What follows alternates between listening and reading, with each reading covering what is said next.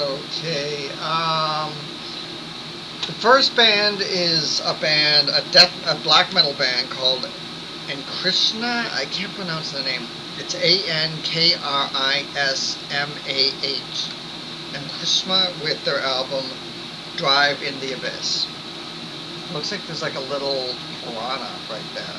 It's like a little demon from hell. I like this album. I like this album a lot. It's just, for $1.99, I was happy. Because it's just like black, extreme, noisy, very noise. And since nowadays music is just so boring, and like rock music is just so generic, and it's either folky and kind of like politically correct and folky, or it's just overproduced and annoying. So this is still I like this because it's still very not like that. It's still very, it's not really, obviously it's not the greatest music, but I don't know, if I had a shitty day and I put bands like this on my car, I have a shitload of them on my iPod, so these guys are going on there too. I like them, giving them 5 stars. Alright, the next one, very different. 7 Places with Hear Us Say Jesus. Hear Us Say Jesus.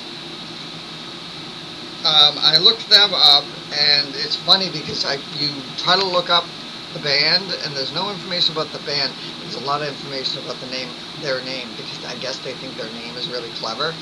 Apparently, it's something in of course, the Bible. Jesus bled in 7 places, and I don't know. Well, that's like 9 Inch Nails. Random Bible quotes. 9 Inch Nails. They took the nails that they apparently nailed into Jesus were 9 inches, which is where 9 Inch Nails gets their name. These are random Bible quotes for songs and band names. It's kind of dumb. I think it's stupid for Trent Reznor to have named his band after a Bible quote, because if you don't believe in the Bible, or you don't believe in all that, I just think it's kind of goofy. But if you do, hey, knock yourself out. These guys are so like, if rock and roll knew what it was going to produce later on, I think they would have destroyed the guitars. These guys are just very bland, boring. It's like a song about like love, and he's at church. He's at church. He doesn't say if it's Monday or Wednesday. I don't think they go to church on Wednesday. Even though they're supposed to. At least when I grew up, we went to church on Monday and Wednesday. But I think they now just they like their Jesus in small doses, or they like to use their religion to doctrine and dictate and repress everybody, but they won't do things like go to church twice a week like they're supposed to. But this has a song about love in the pews. He's sitting in church, listening to the good book, and then he looks over at the pew next to him, and it's a pretty girl, and she's loving Jesus too, and so then they go and fuck. Alright, so that's 7 Places. The music is very bland, very boring, very twangy, very overproduced, clean as hell. Like the sounds are clean. It's just perfect. Which means it's not rock and roll. It's just annoying. So that's 7 Places. They get 0 from me. The next is The Nasty with Graves. This is The Nasty with Graves. Shot in a graveyard, and look! Oh no! An upside down cross. I smell a theme. These guys are kind of like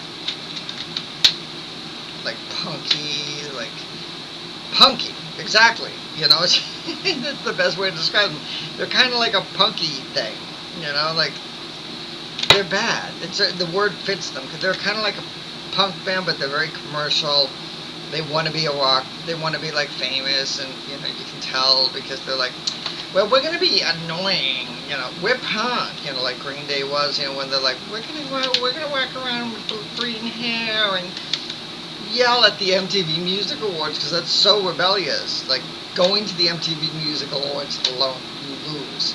But anyway, um, yeah, the Nasties is cut from the same cloth with all that shit. All of that, like, love us, support us, pay for all of our, buy all of our records, and we'll pretend we're punk.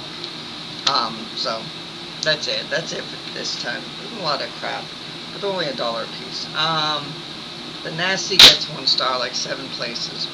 The Nasty is just nasty.